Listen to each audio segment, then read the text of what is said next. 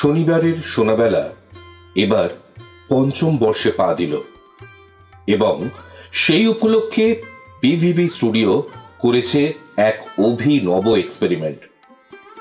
এই সিজনে সমস্ত দল চেষ্টা করেছে একটি পূর্ণ দৈর্ঘ্যের ছায়াছবিকে অডিও ড্রামাতে প্রেজেন্ট করতে। প্রতিযোগী দলগুলির প্রচেষ্টা ভালো মন্দ যাই হোক না কেন, আপনাদের মতামত অবশ্যই জানাবেন আমাদের কমেন্ট বক্সে।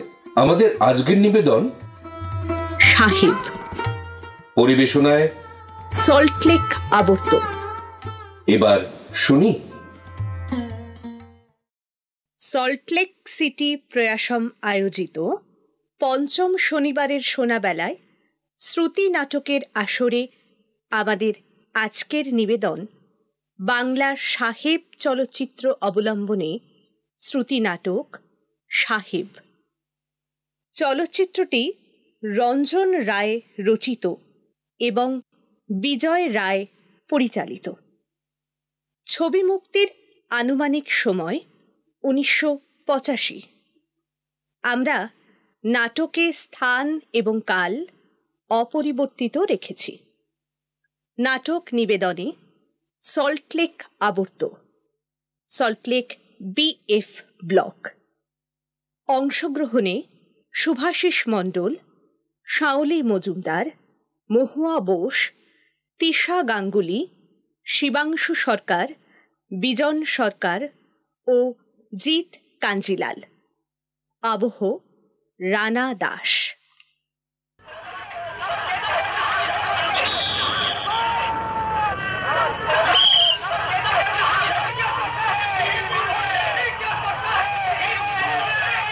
Three cheers for Saheb! Hip hip hooray! Three cheers for Saheb! Hip hip hooray!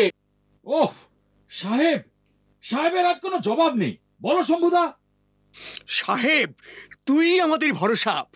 বাকি ম্যাচটাতেও তোর যদি এই ফর্ম থাকে, একটা বলও তুই যদি জালে জড়াতে না দিস, তাহলে ন্যাশনালে খেলা আমাদের পাক্কা। শম্ভুদা সাহেব কিন্তু আজ ম্যাচের সেরা। পেনাল্টিটা যেভাবে আটকালো না, ঘেরা মাঠ, ফার্স্ট ডিভিশনে খেলা আমাদের আর কেউ আটকাতে পারবে না। শম্ভুদা, এবার তাহলে আমরা ন্যাশনাল খেলবো বলুন? শিওর শিওর, তুই যা খেলছিস তাতে আর আমাদের আটকাই কে? মনে আছে শম্ভুদা, আপনি আমাকে বলেছিলেন ন্যাশনাল জিতলে আপনি আমাকে একটা চাকরি জোগাড় করে দেবেন। চাকরি একটা খুব দরকার শম্ভুদা, মানে বাবার বয়স হচ্ছে তো, তাই চাকরি একটা না হলে কিছুতেই। আরে তুই কিছু চিন্তা করিস না সাহেব, ন্যাশনাল জিতলে আমাদের রেলে তোকে আমি ঠিক ঢুকিয়ে দেব। আমরা জান লড়িয়ে দেবো শম্ভুদা। আমাদের এবার ন্যাশনালে জিততেই হবে।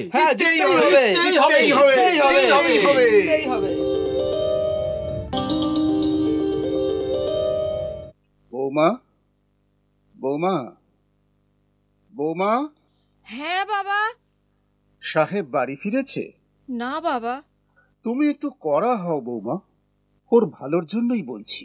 রাত 9টা বাজে, আপনি এখন খেয়ে নিন বাবা, আপনার শুতে অনেক দেরি হয়ে যাবে। হ্যাঁ, তাড়াতাড়ি শুলেই যদি তাড়াতাড়ি ঘুম আসতো। বৌমা, তুমি শুনেছ সাহেব এবারেও ফেল করেছে? আমার একটা গর্ব ছিল বৌমা, যে আমার সব ছেলে মেয়ে গ্র্যাজুয়েট হবে। ছোট বোনটা এবার পাশ করে গ্র্যাজুয়েট হয়ে গেল, আর ওই অতভাগা ছি ছি ছি ছি ছি, আমার মুখে চুনকালি মাখিয়ে দিল। ও তো আপনাকে বলেই ছিল বাবা, পড়াশুনো ওর ভালো লাগে না, ওটা ওর দ্বারা হবে না, ও ব্যবসা করে। দোহাই বৌমা, ওর হয়ে ওকালতি করে ওর সর্বনাশের মাত্রাটা আর বাড়িয়ে দিও না বাবা। তোমার আবদার পেয়ে পেয়েই তো গোল্লায় গেছে। বৌমা, ব্যবসা করতে গেলেও আজকাল বিদ্যে বুদ্ধির দরকার হয়। আমি মাথার ওপর রয়েছি, তাই হয়তো চক্ষু লজ্জার খাতিরে ভাইয়েরা কিছু বলতে পারছে না, কিন্তু যখন আমি থাকবো না, ওই বেকার ছোট ভাইকে বসিয়ে বসিয়ে খাওয়াবে ভেবেছো? যতক্ষণ না কাজকর্ম কিছু একটা পাচ্ছে, ও বেচারাই বা কি করবে বাবা। খুব তো সাপোর্ট করছো, কিন্তু চাকরি জোগাড় করার কোনো চেষ্টা করেও যত গরজ আমার। ফুটবলের ওপর হতভাগার যত টান, তার সিকিভাগও যদি লেখাপড়ায় থাকতো, তাহলে যা হোক একটা হিল্লে হয়ে যেত। এখন কিন্তু ফুটবলের সুবাদে অনেকে ভালো ভালো চাকরি পাচ্ছে বাবা। দেখো বৌমা, আজকালকার ফুটবল সম্পর্কে আমি কিছুই জানি না। আমাদের সময় ছিল centre forward, left in, right in. আজকাল শুনি স্ট্রাইকার, স্টপার, লিঙ্কম্যান, এদেরই শুনেছি খেলার মাঠে দাপট বেশি। আমার গুণধরটি আবার এর কোনোটিই নয়, তিনি গোলকিপার। দলের 8-10 জন যখন বল নিয়ে ছুটছে, গোল দিচ্ছে, বাহবা কুড়োচ্ছে, তুই তখন কি করছিস? সকলের পিছনে গোলপোস্টের নিচে দাঁড়িয়ে মাঠের হাওয়া খাচ্ছিস। অপদার্থ। অফিস ক্লাবে তাই আজকাল আর গোলকিপারের কোনো চাহিদা নেই। কপাল বৌমা, সবই কপাল। যাক সে কথা। এবার আমার একটা কথা শুনে রাখো, সাহেব বাড়ি ফিরলে ওকে খেতে দেবে না। আমি বললে তবেই ওকে খেতে দেবে, কথাটা মনে থাকে যেন।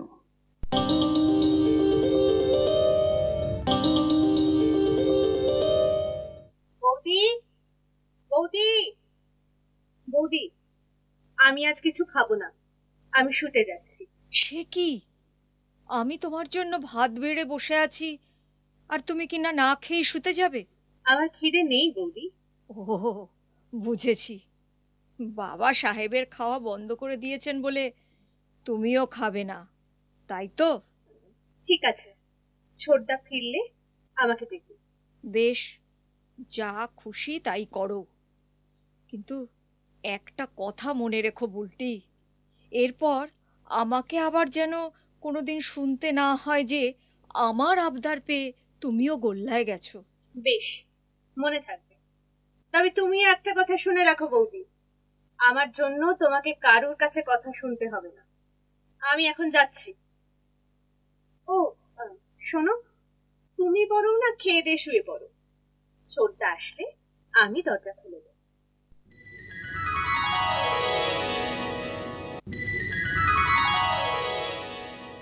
বাবা, বাবা, আপনার খাবার এনেছি, উঠুন। খাবার এনেছো? কটা বাজে বৌমা? 9:30 বেজে গেছে বাবা। ও বাবা, রাত অনেক হয়ে গেছে, বুঝতেই পারিনি। দাও দাও। সাহেব ফিরেছে বৌমা? না বাবা। এই ফুটবলই হয়েছে ওর কাল। 2 দিন বাদে দাদারা যখন ঘাড় ধাক্কা দিয়ে বাড়ি থেকে বার করে দেবে তখন বুঝবে। আপনি খেয়ে নিন বাবা। হ্যাঁ, দাও।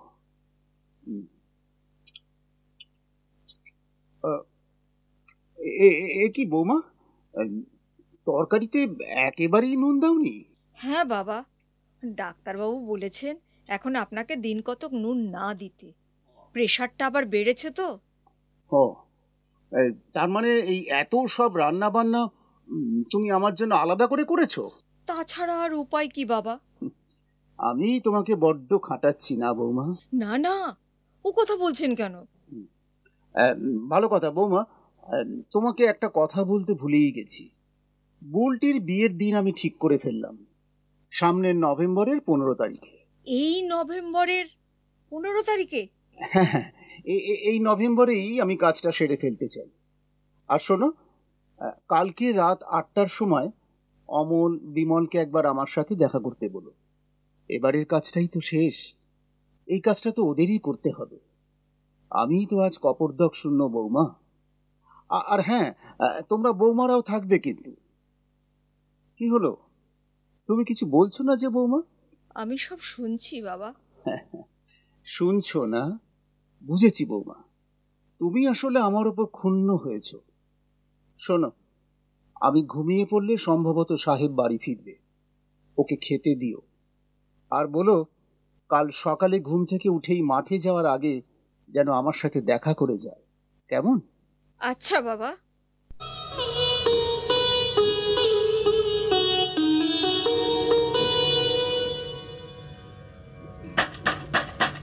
বুলটি, এই বুলটি, দাঁড়া বলছি। এই বাবা ঘুমিয়েছে? হ্যাঁ, ঘুমিয়েছে। তুই বাইরের দরজা বন্ধ করে জামা ছেড়ে আয়, আমি তোর ভাত বাড়ছি। কই রে, খেতে দে। লা লা লা লা লা লা লা লা লা লা লা লা লা। এই বুলটি, খাবারটা নিয়ে আয়। দাঁড়া, আনছি। এই নে। হ্যাঁ দে দে দে। এই তো। হ্যাঁ রে, সারাদিন বোধহয় কিচ্ছু খাসনি, খুব খিদে পেয়েছে তাই না রে? আরে খাবো না কেন, আজ খেলার পর কত কি খাওয়া হলো, এই মাছ, মাংস। হ্যাঁ হ্যাঁ বুঝেছি, সেই জন্যই বুঝি বাবা ঘুমিয়ে পড়ার পর লুকিয়ে লুকিয়ে বাড়ি ঢুকলি।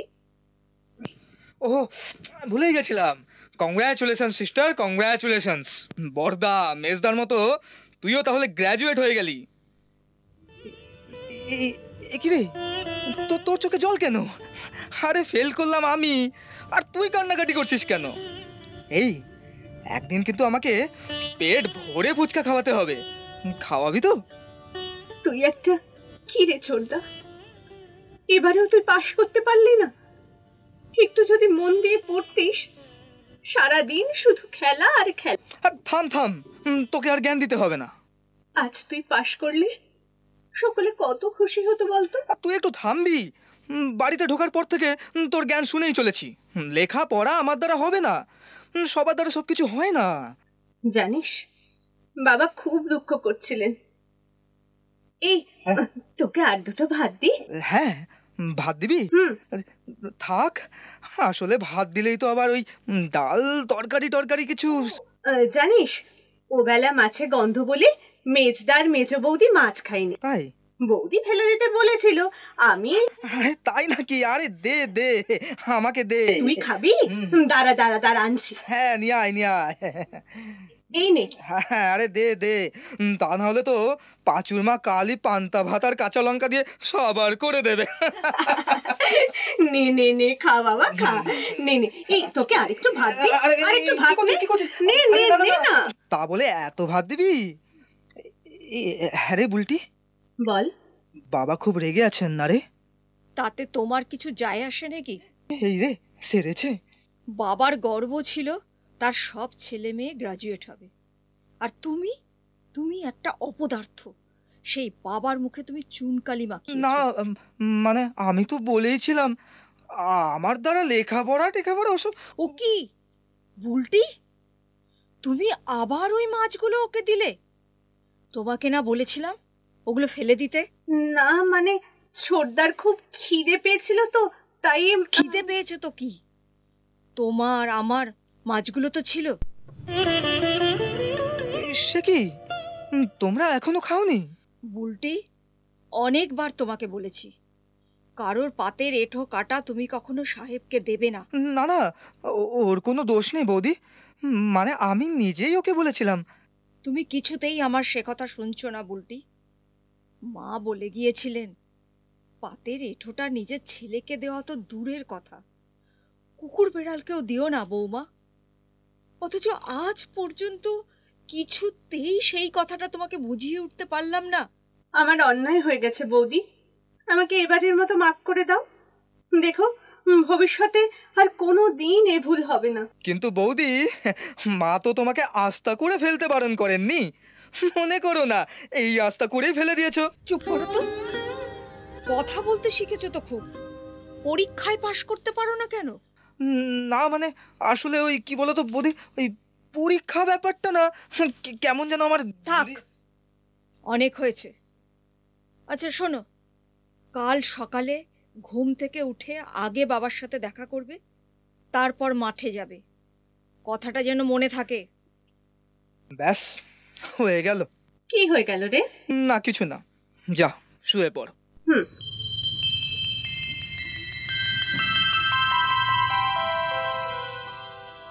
ছোটদা। হ্যাঁ। এই ছোটদা, ঘুমোসনি? ঘুম আসছে না রে।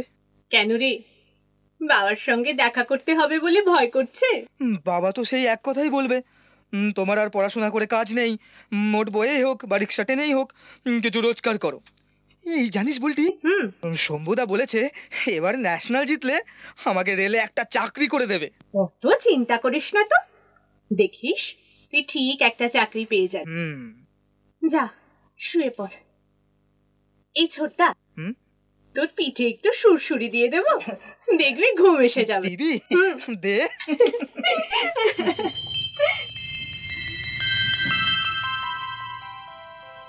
আমাকে ডেকেছেন বাবা? কে? ও তুমি, বসো, ওই চেয়ারটায় বসো। এবারেও পাশ করতে পারলে না, বেশ, আর তোমার পড়াশোনা করার দরকার নেই। এবার মোট বই হোক বা রিক্সা চালিয়ে হোক, রোজগার করতে শেখো। আমি মরবার আগে অন্তত দেখে যেতে চাই যে তুমি স্বাবলম্বী হয়েছ। বৌমা বলছিল তুমি নাকি ব্যবসা করতে চাও, কিন্তু আমি যে তোমাকে টাকা পয়সা দিয়ে কিছু সাহায্য করতে পারবো সে আশা তুমি করো না। কাজে নিজের পথ তোমাকে নিজেকেই দেখে নিতে হবে, বুঝেছো? আর তোমাদের ভাইয়ে ভাইয়ে যে ভাব ভালোবাসা দেখছি, তাতে মনেই হয় না যে আমি চোখ মুজলে তোমাকে দুদিন অন্তত কেউ বসিয়ে খাওয়াবে। মাঝখান থেকে বৌমার জীবনটাই দুর্বিষহ হয়ে উঠবে, কারণ সে তো তোমাকে ফেলতে পারবে না। তোমার মা মারা যাওয়ার সময় সে তোমাকে তার হাতে দিয়ে গেছেন। কথাগুলো শুনছো নাকি? আগে হ্যাঁ। তবে মনে রেখো। আচ্ছা, এবার তুমি আসতে পারো। না শোনো, সামনের নভেম্বরের 15 তারিখে বুলটির বিয়ের দিন স্থির হয়েছে। তাই আজকে রাত 8টায় তোমার সব দাদাদের আমি ডেকে পাঠিয়েছি, তুমিও আসবে। আগে আমি আমি এসে কি করব? শুনবে, তোমাকেও সবকিছু জানানো আমি আমার একটা কর্তব্য বলে মনে করি। আচ্ছা, এবার তুমি আসতে পারো। সাহেব, এই সাহেব শোন। হ্যাঁ যাই মেজদা। সাহেব, এই সাহেব। ও যাচ্ছি মেজ বৌদি। এই যে সাহেব, যাও তো ভাই, ওই গলির মোড়ে যে মুচিটা বসে তার কাছ থেকে আমার এই জুতোর স্ট্র্যাপ দুটোয় একটু পেরেক মেরে এনে দাও তো। হ্যাঁ ঠিক আছে মেজ বৌদি। দেখো বেশি দেরি করো না, অফিসে দেরি হয়ে যাবে। সাহেব, এই সাহেব। যাই বর্দা। এই যে সাহেব, যা তো বাবা, চট করে আমার জন্য দুটো দাড়ি কাটার ব্লেড নিয়ে আসতো বাবা। সাহেব, আরে ডাকছি, কথাটা কানে যাচ্ছে না, শোন। হ্যাঁ যাই মেজদা। সাহেব, যা তো এই ডকুমেন্টগুলো একটু জেরক্স করে আনতো। আচ্ছা ঠিক আছে। আর শোন, এদিক ওদিক আড্ডা মারতে বসে যাস না। না না, খুব জরুরি, তাড়াতাড়ি আসবি। না মেজদা, যাবো আর আসবো। ছোটদা, এই ছোটদা। ওমা, তোর হাতে জুতো? ইয়েস সিস্টার, মেজ বৌদির জুতো সেলাই করে আনতে হবে। সে কি, তুই জুতো হাতে করে রাস্তায় বেরোবি? তা এতক্ষণ পাঁচুর মা ছিল, তখন বুঝি কারোর হুঁশ ছিল না? ছিল সিস্টার ছিল, কিন্তু পাঁচুর মা তো আমার মতো বেকার নয়, তার হাতে কাজ ছিল। আচ্ছা চলি রে, তা না হলে আবার সবার দেরি হয়ে যাবে।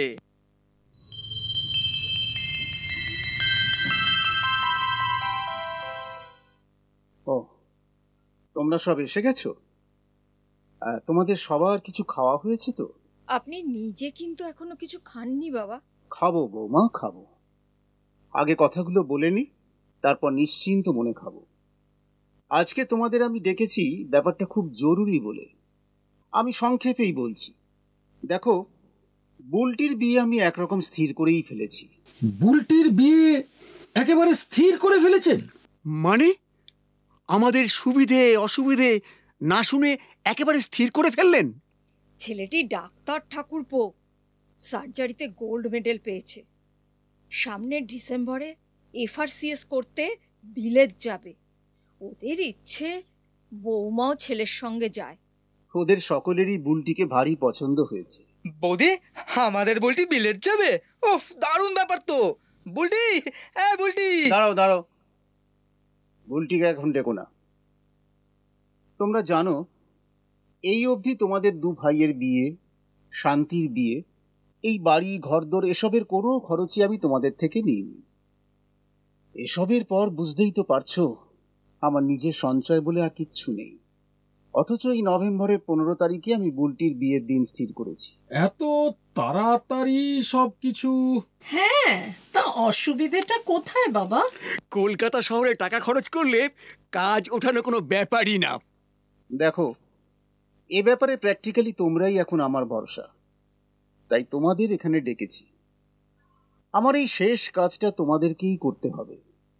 এখন তোমরাই বলো কে কিভাবে আমাকে সাহায্য করতে পারবে। আচ্ছা, আমি তোমাদের খরচের এস্টিমেট দেবার আগে পাত্রের একটু রেফারেন্স দিয়ে দিই। পাত্র শঙ্কর আমার বাল্যবন্ধু অপূর্বর একটিমাত্র সন্তান। গত বছর সার্জারিতে গোল্ড মেডেল পেয়েছিল। এবছর FRCS করতে বিদেশ যাচ্ছে। ওদের দাবি দাবা কত বাবা? না মেজো বৌমা, দাবি দেওয়া কিছুই নেই, থাকলে তো এগোতেই পারতাম না।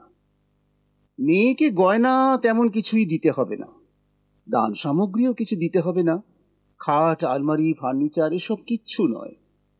মেয়েকে শাঁখা সিঁদুর পরিয়ে সম্প্রদান করলেই হয়। তবে নগদ 15,000 টাকা ওদের দিতে হবে, বিয়ের আগে নয়, ডিসেম্বরে ওরা যখন বিলেত যাবে তখন। টাকাটা ওদের প্যাসেজ মানি হিসেবে লাগবে। অবশ্য টাকাটা ওরা ধার হিসেবেই চেয়েছে। তাহলে এই 15,000 আর বিয়ের অন্যান্য খরচ বাবদ আমি আরো 15,000 ধরেছি। কি বৌমা, হবে তো? আপনিই বলুন বাবা। হ্যাঁ, এর মধ্যে লোক খাওয়ানো বাবদ মানে আমি 200 লোক হিসেবে 5,000 টাকা ধরেছি। না বাবা, 5,000-এ 200 লোক? মানে পার প্লেট 25 টাকা। এ বাজারে পটল ভাজা আর কুমড়োর ঘ্যাঁট ছাড়া কিছু হবে না। অন্তত 50 টাকা করে হলে ভদ্রলোকের মতো মেনু করা যায়।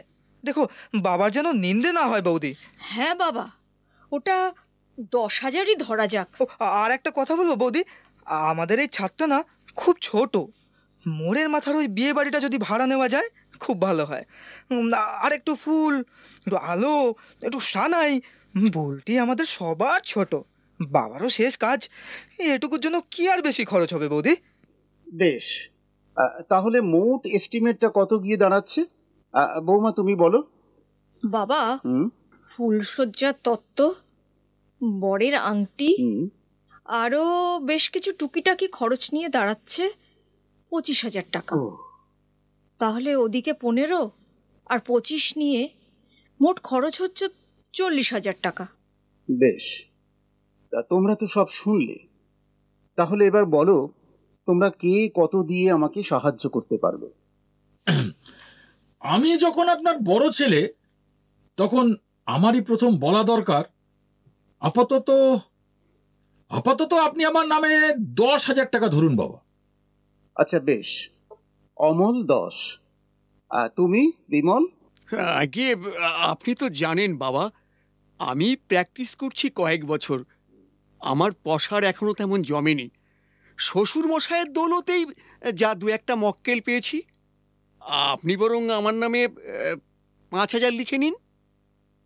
তাহলে হিসেবটা কি দাঁড়ালো বৌমা? অমল 10 আর বিমল 5। 15,000 বাবা। কিন্তু আমার এস্টিমেট তো 40,000, অর্থাৎ আরো 25,000। এখন তোমরাই ভেবে বলো বাকি টাকার কি ব্যবস্থা হবে। আমার মনে হয় আপনি বরং এই সম্পর্কটা ছেড়ে দিন বাবা। বুলটির কি আর বয়স, কিছুদিন পর না হয়, ততদিনে আমরা না হয় একটু জোগাড় টুগাড় করতে পারি। কিন্তু ততদিন যদি আমি না বাঁচি? না বিমল, বুলটিকে আমি তোমাদের ঘাড়ে দিয়ে যাব না। বুলটির বিয়ে আমি এখানেই দেব এবং 40,000ই খরচ করব। ঠিক আছে, রাত হয়েছে, তোমরা এবার আসতে পারো। একটা পয়সাও তোমাদের দিতে হবে না। টাকা আমার আছে, বুঝলে? টাকা আমার আছে, আমি এই বাড়িটা বিক্রি করে দেব। কিন্তু বাড়ি বিক্রি করে দিলে আমরা কোথায় গিয়ে দাঁড়াবো? না না, সে কি কথা? বাড়ি বিক্রি হলে আমরাই বা কোথায় যাব? হ্যাঁ, এই সামান্য কিছু টাকার জন্য বাড়ি বিক্রি? না না না, এ হয় না বাবা, এ হয় না। তাছাড়া লোকেই বা কি বলবে? আমরাই বা কি মুখ দেখাবো? চুপ করো, চুপ করো, চেঁচিও না। তাহলে তোমরাই বলো বাকি টাকাটা আমি কোথা থেকে পাবো। শোনো শোনো, আমার কথা শোনো। বাড়ি বিক্রির সব টাকাই তো আর বিয়েতে খরচ হচ্ছে না। বিয়ের খরচ বাবদ 40,000 টাকা বাদ দিয়ে যে টাকাটা থাকবে, সেই টাকা আমি তোমাদের 3 ভাইয়ের মধ্যে সমানভাবে ভাগ করে দেবো। সেই টাকা দিয়ে তোমরা যে যার মতন ফ্ল্যাট কিনে নিয়ে সেখানে থাকবে। আর আপনি? আমি কোনো একটা আশ্রমে চলে যাব বৌমা। হ্যাঁ, রাত অনেক হলো, তোমরা এবার এসো। ও হ্যাঁ, তোমাদের কাছে আমার একটাই অনুরোধ, বিয়েটা যাতে ভালো করে সম্পন্ন হয় সেদিকটা কিন্তু তোমরা একটু দেখো। আচ্ছা, এবার তোমরা এসো।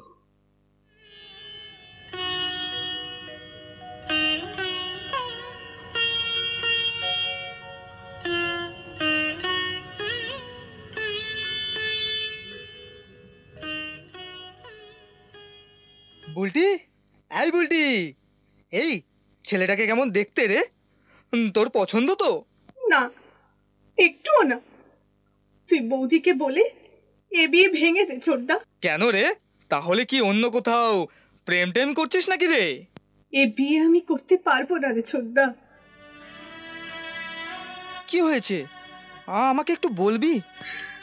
বাবার বাড়ি বিক্রির টাকায় সব ভাইদের পথে বসিয়ে এ বিয়ে আমি করতে পারবো না রে ছোটদা।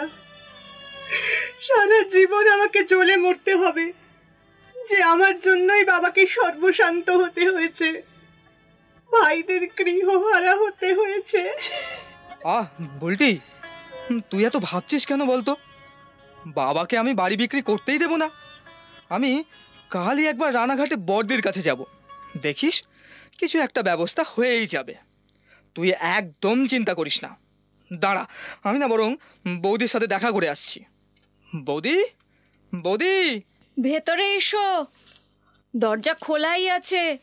বৌদি, দেখবে চলো, বুলটি খুব কান্নাকাটি করছে। এই সময় মেয়েরা একটু কান্নাকাটি করে। না বৌদি, সে কান্নাকাটি নয়, কাঁদছে আর বলছে এ বিয়ে ভেঙে দিতে।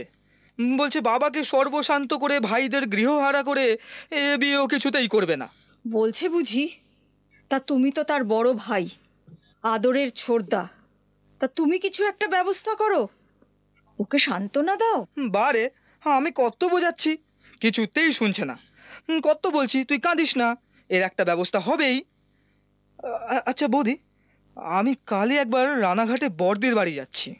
ওরা জমিদার মানুষ, এককালে খুব হাঁক ডাক ছিল। বুলটির বিয়ের টাকাটা বড়দি যদি ধার হিসেবেও দেয় তাহলে তাহলে তো এ যাত্রায় বাড়িটা বিক্রি করতে হবে না। হ্যাঁ হ্যাঁ হ্যাঁ হ্যাঁ হ্যাঁ, কথাটা খুব একটা মন্দ বলিসনি সাহেব। শান্তি কিন্তু ইচ্ছা করলেই টাকাটা অনায়াসে দিতে পারে। ওদের তো একসময় খুব প্রভাব প্রতিপত্তি ছিল। হ্যাঁ, সেই আনন্দেই থাকো তুমি। সাহেব, যাও তো, বুলটিকে একবার আমার কাছে পাঠিয়ে দাও তো। ও আর শোনো, কাল সকালে বাবার কাছ থেকে অনুমতি নিয়ে তবেই কিন্তু রানাঘাটে যাবে। না বৌদি, বাবাকে জানিয়ে যাওয়া যাবে না। আমি কাল সকালে বাবার ঘুম থেকে ওঠার আগেই বেরিয়ে যাব। বাবা তো জানেই আমি সকালে খেলতে চলে যাই। তুমি আমার উপর একটু ভরসা রাখো বৌদি, আমি ঠিক রাত 8টার মধ্যেই ফিরে আসব। তুমি একটু বাবার উপর নজর রেখো গো, বা যেন কালকের দিনটা বাড়ির দলিল বা কাগজপত্র নিয়ে কোথাও না বেরোয়। বেশ, যা ভালো বোঝো করো।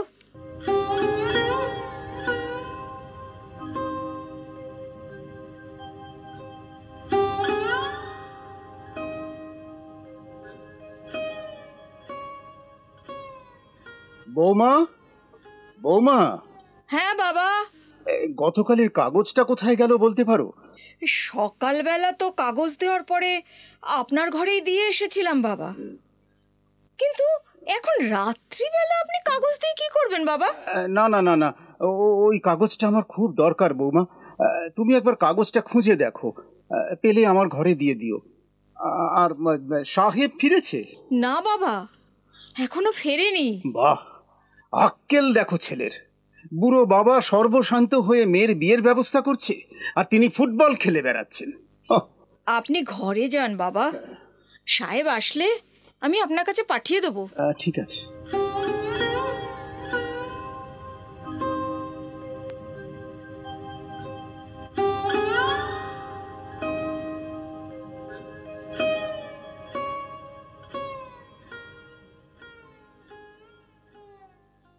বাবা। কে? ও সাহেব, আলোটা জ্বালো। কিছু বলবে? বলছিলাম বুলটির বিয়ের জন্য আপনাকে কারোর কাছে হাত পাততে হবে না বাবা। তার মানে? কাউকে বলবেন না বাবা, টাকার জোগাড় আমি করেছি।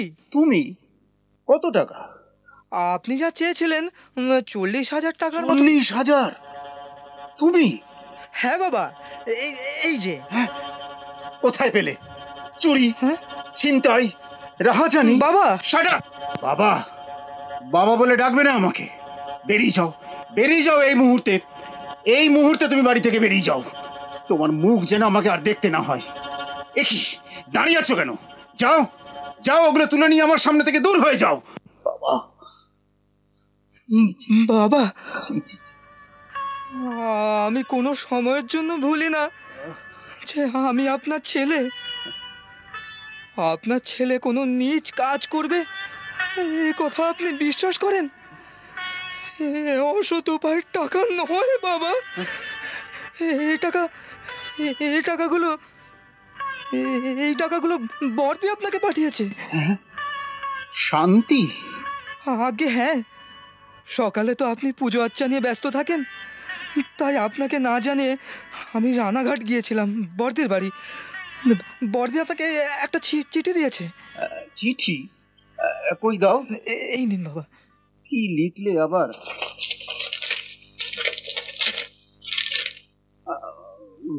ওরা সব ভালো আছে তো? হ্যাঁ বাবা। শ্রী চরণেশু বাবা, সর্বাগ্রে আপনি আমার সশ্রদ্ধ প্রণাম নেবেন। সাহেবের মুখে আপনার মানসিক অবস্থার কথা জানতে পেরে খুবই মর্মাহত হয়েছি। বুলটির বিয়ের ব্যাপারে সাহেবকেও খুব বিচলিত ও বিভ্রান্ত দেখলাম। হাতে আর সময় নেই দেখে সাহেবের হাতে 40,000 টাকা পাঠালাম। বুলটির বিয়ের জন্য প্রাণ খুলে খরচ করবেন, বিন্দু মাত্র দ্বিধা করবেন না। ঝুমুর ঝন্টুর পরীক্ষার জন্য বিয়ের দিন হাজির হতে পারবো না, তবে তার পর দিনেই সদল বলে হাজির হব।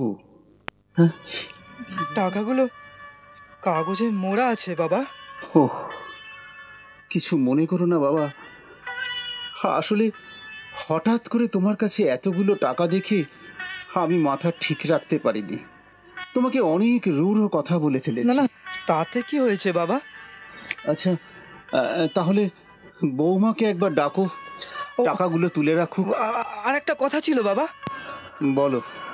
আমি কাল ন্যাশনাল খেলতে দিল্লি যাচ্ছি। সে কি, কাল বাদে পরশু বুলটির বিয়ে, আর তুমিই থাকবে না?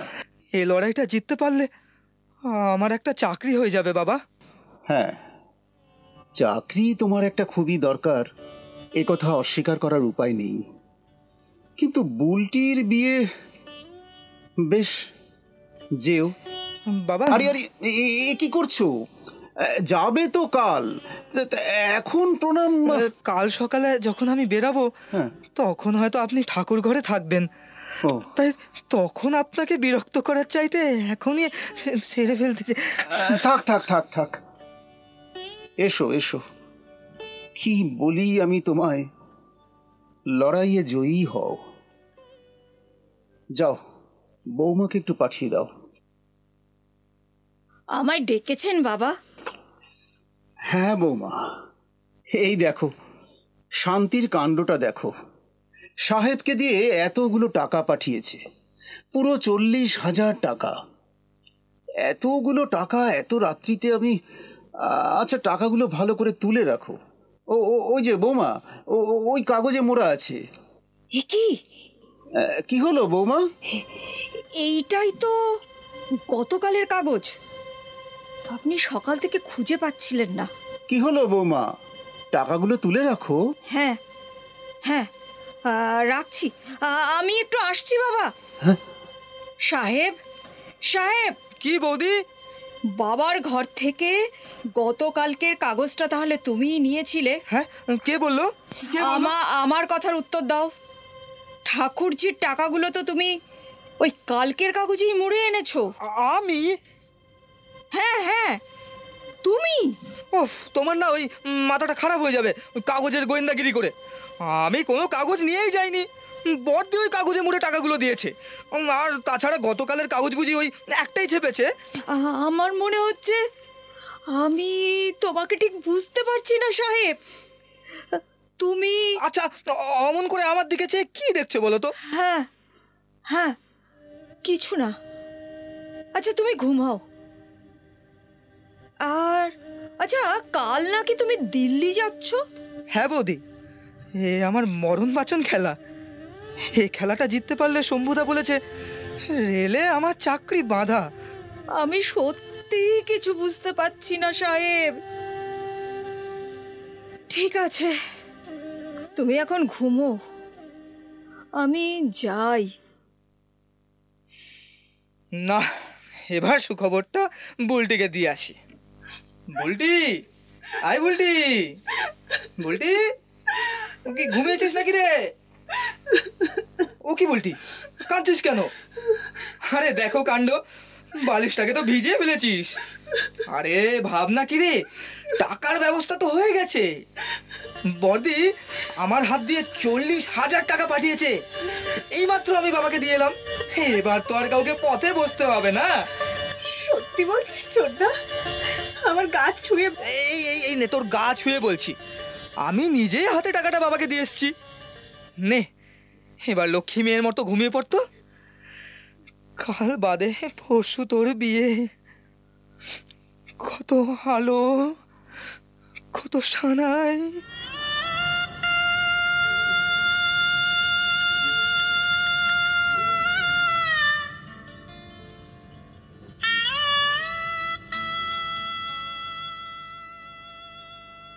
এবার আপনি একটু বিশ্রাম নিন বাবা, কদিন আপনার খুব ধকল গেছে। হ্যাঁ বৌমা, দেখো এতদিন আমার অষ্টপ্রহর ধ্যান জ্ঞান ছিল কত দিনে মেয়েটাকে পার করব।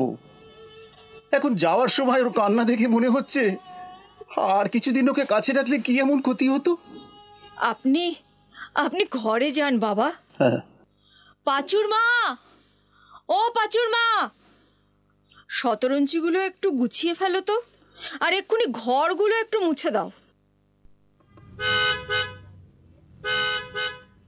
বৌদি, ও বৌদি, কে? বৌদি। কে? ও ঠাকুরজি, সেই এলে। আর কিছুক্ষণ আগে এলে না, বুলটির সাথে দেখা হয়ে যেত। এই মাত্র বুলটি বেরিয়ে গেল। বুলটির পর কেমন হলো গো বৌদি? রাজপুত্র ঠাকুরজি, রাজপুত্র। তোমাকে কি বলবো ঠাকুরজি, ভগবান তোমার ভালো করুক। বাবা তো শত মুখে তোমাকে আশীর্বাদ করছেন, বলছেন শান্তি আমার 10টা ছেলের কাজ করলো। আমি আমি আবার কি করলাম? এই তোমার বড় মন ঠাকুরজি, তাই লজ্জা পাচ্ছ। কিন্তু 40,000 টাকা সেদিন তুমি যদি সাহেবের হাতে না দিতে, বুলটির বিয়ের জন্য বাবাকে এই বাড়িটা বিক্রি করতে হতো। কি মাথা মুন্ডু বলছো বৌদি? একসঙ্গে 4,000 টাকাই আমি চোখে দেখিনি, আর 40,000 টাকা? সত্যি করে বলো তো, সাহেবের হাত দিয়ে তুমি টাকা পাঠাওনি? বৌদি, সাহেবের সঙ্গে আমার শেষ দেখা হয়েছে গত বছর পুজোর সময়। আচ্ছা, সাহেব কোথায় বৌদি? ঠাকুর, ঠাকুর, এ কি করলে ঠাকুর? যা আশঙ্কা করেছিলাম তাই করলে। বৌদি, কি হয়েছে? কি কি বলছো কি তুমি? ঠাকুরজি, ঠাকুরজি, হ্যাঁ, সর্বনাশ যা হওয়া তা বোধহয় এতক্ষণে হয়ে গেছে। মানে? তুমি বাবাকে দেখো, আমি চললাম। বৌদি, আমি চললাম। বৌদি।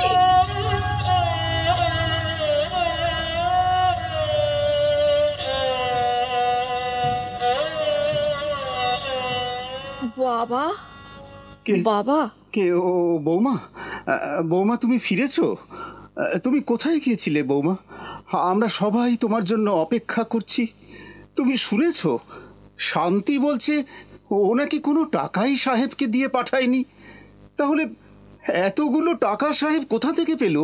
চুরি, ডাকাতি, এছাড়া আর কি হতে পারে? হ্যাঁ, আমার তো মনে হয় ছিনতাইবাজদের দলে ঢুকেছে। সাহেব যেদিন যায় সেদিনই তো ওই ব্যাংকে একটা দল 1,00,000 টাকা ছিনতাই করেছিল, কাগজেও তো দিয়েছিল। আপনি দেখেননি বাবা? ছি মাধু, চুরি, ডাকাতি, ছিনতাই, এসব কি আজে বাজে কথা বলছো? ও তো ঠিকই বলেছে দিদি, এছাড়া আর কি হতে পারে? এখন এসব কথা থাক। দুদিন বাদেই তো সাহেব ফিরবে, তখন ওর থেকেই জানা যাবে। যদি না ফেরে, যদি পুলিশের ভয়ে সাহেব গা ঢাকা দেয়, আমি আপনাকে স্ট্রেট বলে দিচ্ছি বাবা, সাহেবের কোনো ব্যাপারে আমাকে টানবেন না। একটা ক্রিমিনালের হয়ে আমি মামলা লড়ব না, আর জামিনও করাতে পারবো না। তুমি নিশ্চিন্ত থাকো ঠাকুরপো, ক্রিমিনাল ভাইয়ের হয়ে তোমাকে মামলাও লড়তে হবে না, আর জামিনেও দাঁড়াতে বলবো না। মাধু, মাধু, বাবার খাবারটা একটু ওপরে দিয়ে আসো তো। খুব তো সাপোর্ট করছো, যখন কোমরে দড়ি পরিয়ে টানতে টানতে নিয়ে যাবে তখন দেখবো ওই মুখ কোথায় থাকে। মাধু, বাবার উঁচু মাথা হেট হবে এমন কোনো কাজ সাহেব করতে পারে বলে তোমার বিশ্বাস হয়? তাহলে এতগুলো টাকা রাতারাতি লটারি পেয়েছো বলতে চাও? আচ্ছা বৌমা, বৌমা সাহেব কেন আমাকে মিথ্যে কথা বললো বলতে পারবে? সাহেব না ফিরলে তো সঠিক কিছু বলা যাবে না বাবা। কিন্তু ও কথা থাক, আপনি এখন উঠুন, ওপরে যান। আমি আপনার খাবারটা পাঠিয়ে দিচ্ছি, 9টা বেজে গেছে। না বৌমা না, এখন আমি কিছু খেতে পারবো না। ঠিক আছে, আমি বরং ওপরেই যাই, উপরেই যাই।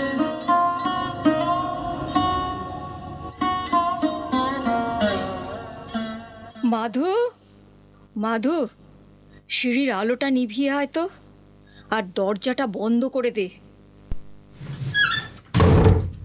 এবার শোনো, মিস্টার সিনহার নাম শুনেছ তোমরা?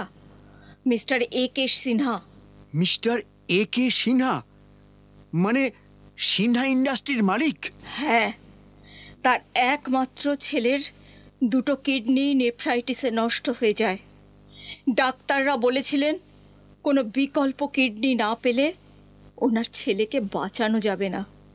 তাই কিছুদিন আগে খবরের কাগজে তিনি বিজ্ঞাপন দিয়েছিলেন, যদি কেউ তার ছেলেকে বাঁচানোর জন্য একটি কিডনি দান করেন তাহলে তিনি তার দাবি মতন উপযুক্ত ক্ষতিপূরণ দেবেন। এদিকে ঠিক ওই সময়ই বাবা বুলটির বিয়ের জন্য বাড়ি বিক্রির চিন্তায় বিভ্রান্ত।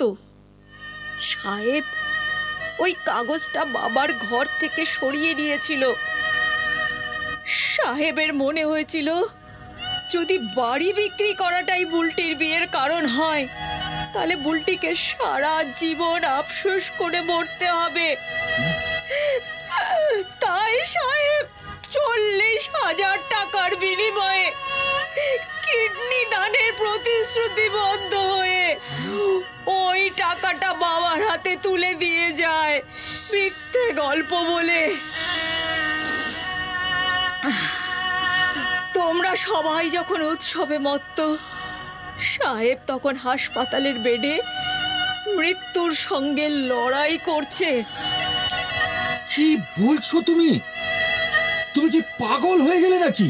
যে ফুটবল খেলা ওর ধ্যান জ্ঞান, জন্মের মতো আর সেই খেলা খেলতে পারবে না জেনেও সাহেব হাসি বুকে বর্ণসই করেছে। কেন বৌদি, নিজের জীবন নিয়ে এমন ছিনিমিনি করার দুর্বুদ্ধি ওকে কে দিল?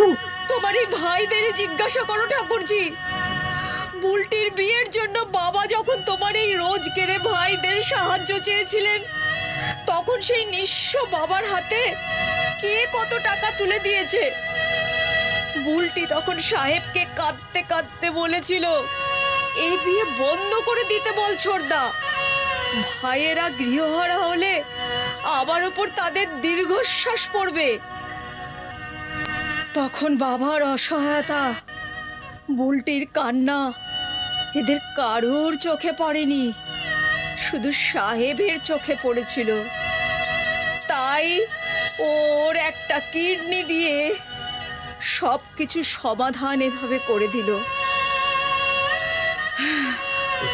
একটা অনুরোধ তোমাদের সকলের কাছে, বাবার কানে যেন এই কথাগুলো না পৌঁছয়, এইটুকু দয়া অন্তত করো। আচ্ছা আচ্ছা, কিডনি ট্রান্সপ্লান্টেশন কি হয়ে গেছে? হ্যাঁ, গতকালই। সাহেব তাহলে এখন কেমন আছে বৌদি? আরো 24 ঘন্টা না কাটলে কোনো ডাক্তার মুখ খুলবেন না। ওরা সাহেবকে ইন্টেন্সিভ কেয়ার ইউনিটে রেখেছে, মেডিকেল বোর্ড বসেছে, মিস্টার সিনহা নিজেও দিনরাত্রি ওখানে রয়েছে। আমাকে একবার সাহেবের কাছে নিয়ে চলো দিদি, আমি একবার ওকে দেখবো। কত খাটিয়েছি, কত অপমান করেছি, সংসারে কিছু দিতে পারতো না বলে কত কথা শুনিয়েছি। ও কিন্তু একটা দিনের জন্য প্রতিবাদ করেনি, সব মুখ বুঝে সহ্য করে গেছে। আমি একবার ওর কাছে হাত জোর করে ক্ষমা চাইতে চাই দিদি। এখন গিয়ে কোনো লাভ নেই মাধু, আমিও দূর থেকেই দেখলাম পাথরের মতো ফ্যাকাশে হয়ে গেছে সাহেব। নিথর দেহটা পড়ে আছে, একদিকে রক্তের বোতল ঝুলছে আর একদিকে স্যালাইনের বোতল, নাকে অক্সিজেনের টিউব ঢোকানো। সে দৃশ্য তোরা সহ্য করতে পারবি না রে। এ কথা যদি বাবা জানতে পারে তাহলে তো বাবাকে বাঁচানোই মুশকিল হয়ে যাবে বড়দা। বাবা জানেন সাহেব খেলতে গেছে। এই একটা দিন তোমরা একটু নিজেদের সামলে রেখো। খুনাক্ষরেও যেন তোমাদের চলা ফেরা কথাবার্তায় বাবার সন্দেহ না করেন। আর এখন তোমরা সবাই খাওয়া দাওয়া সেরে উঠে পড়ো। এ কি বাবা, আপনি? বাবা, আপনি এখনো ঘুমোননি? নিচে সদর দরজাটা বন্ধ হয়েছে কিনা দেখার জন্য নিচে নেমেছিলাম। দেখলাম তোমাদের ঘরে আলো জ্বলছে। আহ, উপর থেকে আমাদের কাউকে ডাকতেও তো পারতেন বাবা। তা হয়তো পারতাম, কিন্তু তাহলে যে... আচ্ছা বৌমা, সাহেবের খবরটা তুমি আমার কাছে গোপন করতে চাইছিলে, তাই না? বৌমা, সাহেব তার দেহের একখণ্ড মাংসের বিনিময়ে বৃদ্ধ পিতাকে তার পিতৃদায় থেকে উদ্ধার করেছে। এ কথা তো তুমি আমাকে বললে না। তুমি আমার কাছে মিথ্যে কথা বলে এলে বৌমা। আমাকে ক্ষমা করুন বাবা, আমাকে ক্ষমা করুন বাবা, আমাকে ক্ষমা করুন।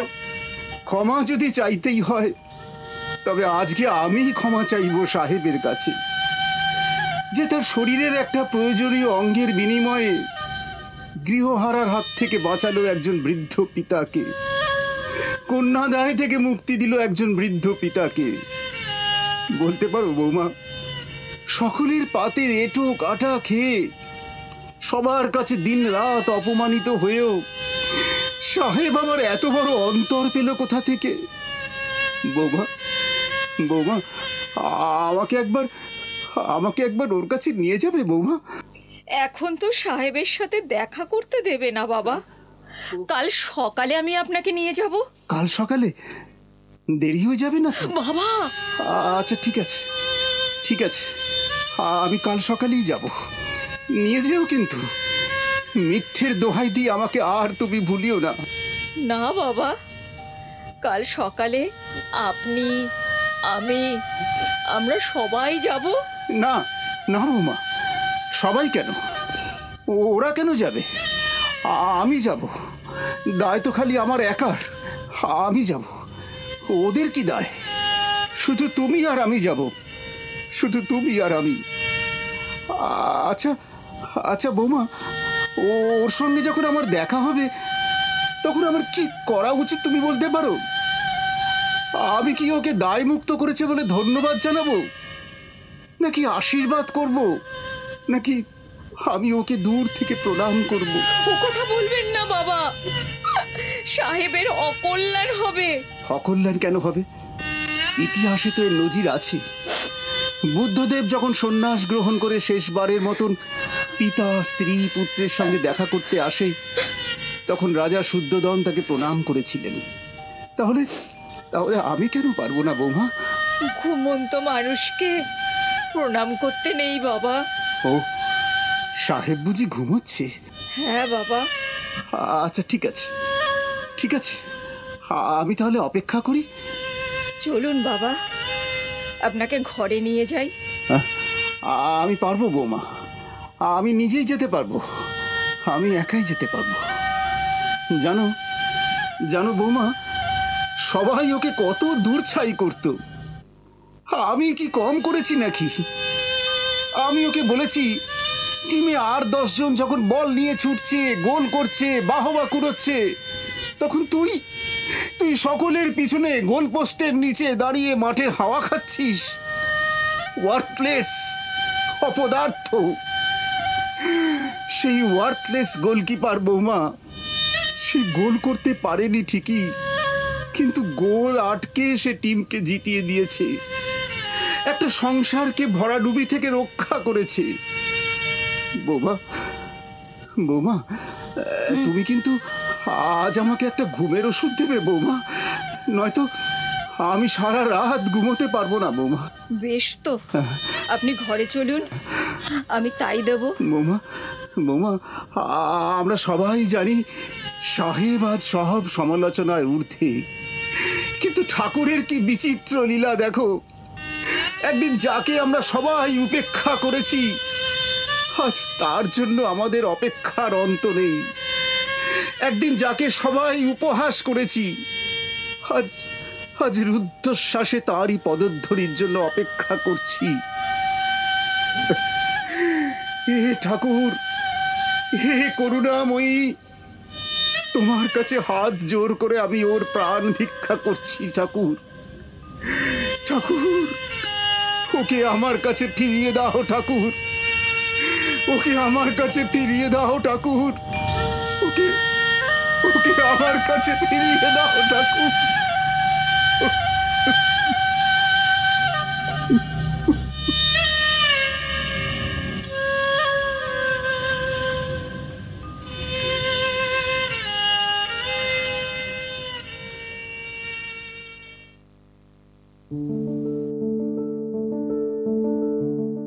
শুনছিলেন সল্টলেক আবর্ত, পরিবেশিত অডিও ড্রামা সাহেব। আমরা নতুন একটি অডিও ড্রামা নিয়ে উপস্থিত হব আগামী শনিবার ঠিক সন্ধ্যে 6টায়। ভালো থাকবেন, ভালো রাখবেন। শুভরাত্রি।